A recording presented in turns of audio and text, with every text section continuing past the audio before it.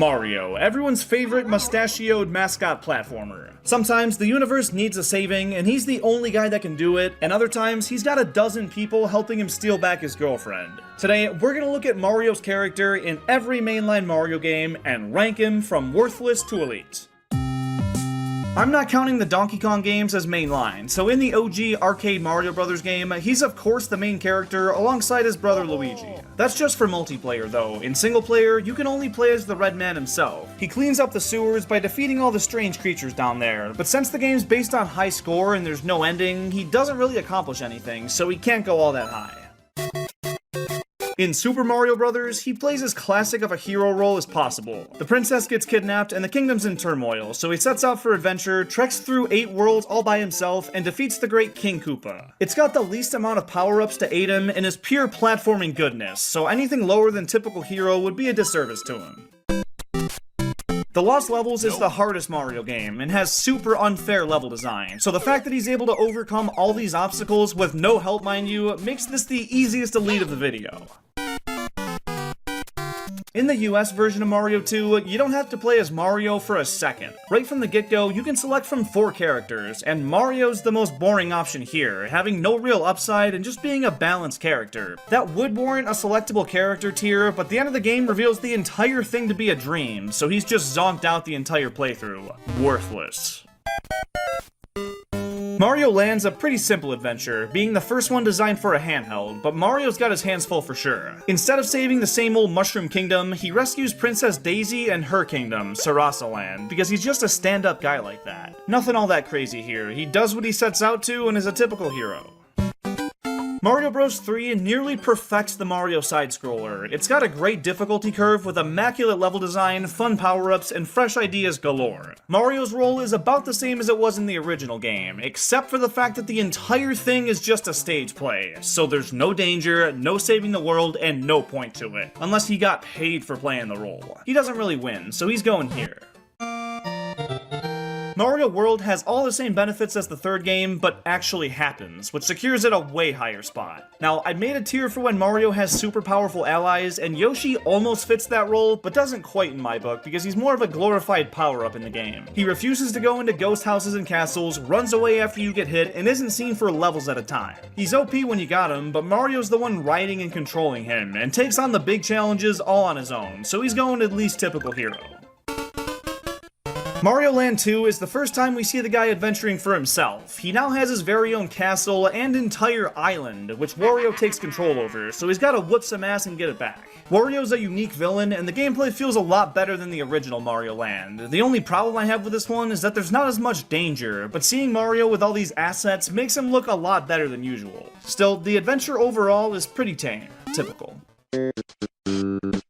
Mario World 2 Yoshi's Island features Baby Mario, and after his stork gets ambushed, he falls onto the back of a Yoshi, who carries him around for the entire game to save his brother. Mario himself doesn't do anything, and his crying sound effect has burned itself into the heads of anyone that's played the game. Every time you get hit, he floats away in a bubble crying and makes Yoshi track him down to calm him. Incredibly worthless.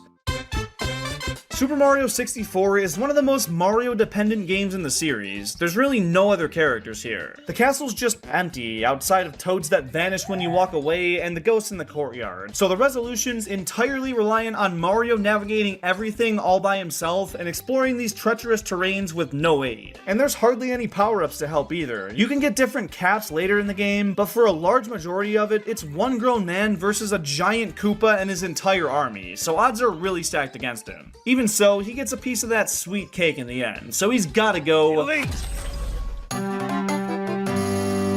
Mario Sunshine has the guy getting screwed over right from the start. He shows up to the island to finally take a breather and relax on vacation, but as soon as he gets off the plane, he's getting blamed for making a giant graffiti mess across town and is thrown in jail. Conveniently though, he meets a water pack named Flood that's very ideal for cleaning up all this sludge, and he's the only reason Mario's able to tackle this mess so efficiently. He wipes away these gang symbols in no time, defeats goop monsters like they called his mom a bitch, and gives Mario's jump a massive crutch to correct almost any misinterpreted distance. So much so that they have to take him away to actually challenge the player with platforming. Flood's as powerful of an ally as they come. Mario 64 DS puts Mario's role on its head compared to the original. The game starts with you taking control of Yoshi, and only after rescuing Mario does he become playable, but so do Wario and Luigi, and who the heck's gonna pick Mario out of these guys? Even if he's objectively the most useful character for a certain situation, Yoshi can wear a hat that disguises him as Mario and gives him the same moveset, so the plumber himself is obsolete as all fuck here. Still, he is a selectable character, so he gets some props. In New Super Mario Bros. DS, you can avoid playing as Mario the entire game if you feel so inclined. When you start up a new save file and hold L and R as you select it, you swap him out for his green, more handsome counterpart, and lets you play through the whole game as him, demoting Mario to simply a selectable character.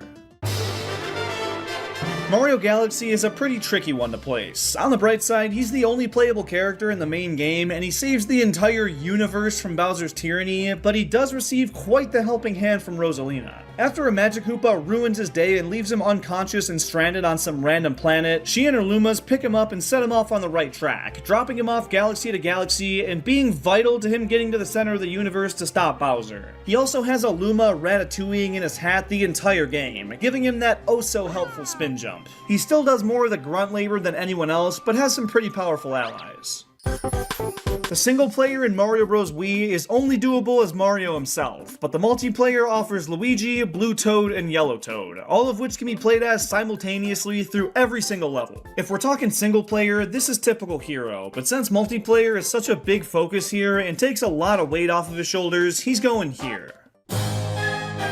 Galaxy 2 is essentially the same as the original. You get the Luma up in your hat, someone taking you around in their ship, and even more aid thanks to Yoshi appearing from time to time and Luigi helping a little. Powerful allies for sure. Mario 3D Land is the most generic feeling 3D Mario, but it empowers Mario himself more than most of the others. There's no gimmicks, just linear, obstacle course-like levels and a relatively mild threat compared to the rest of these games, so it's not grand or sexy, but he does the job. It's the Toyota Corolla of the Mario series. Now, Luigi does become playable, but that's only after you save the day and rescue him yourself. It's a typical look, and that's not a bad thing. New Super Mario Bros. 2 is almost identical to the last game. It's Mario and Mario alone working through the main game and stopping typical Bowser antics, and then we get Luigi after the fact, which doesn't do anything. He's the average hero here. Mario Bros. U treats Mario the same as the Wii version. He has to be player one, but gets mad help anytime you have friends over to play and somehow convince them to play Mario U with you. But still, he's got powerful allies. Luigi U finally gives Lil Bro some time in the spotlight. Mario's missing, so worthless.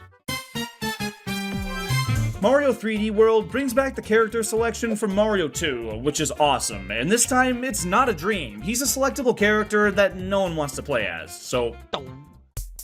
Mario Maker and its sequel do about the same thing with the plumber. He's the guy you're building levels for, but there's no threats, no stake, and no real purpose beyond the player flexing their creative muscles or trying to beat impossible levels for the sake of it, so he doesn't exactly win in either of these. Mario Run makes you play the tutorial as Mario, but after that, building a character's house unlocks them as a playable character, so you can switch off within minutes and avoid him for the rest of your time with the game. Selectable.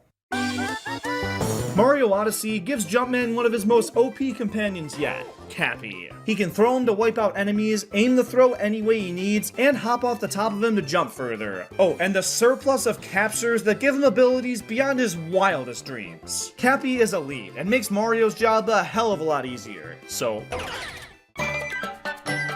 Bowser's Fury pairs Mario up with Bowser Jr., who assists him throughout the game by uncovering secrets and killing enemies, which screams powerful ally, but you can turn this help off, so not quite. The big issue I have comes with Bowser himself, who's a super menacing foe here, and watching Mario collect the Giga Bell and fight him is pretty badass, but even when he wins, Fury Bowser still terrorizes Lake Lapcat. I 100% of the game, and the overworld still gets consistently attacked, so what was it for? Bowser Jr. kinda gets his dad back, but Mario doesn't really win here.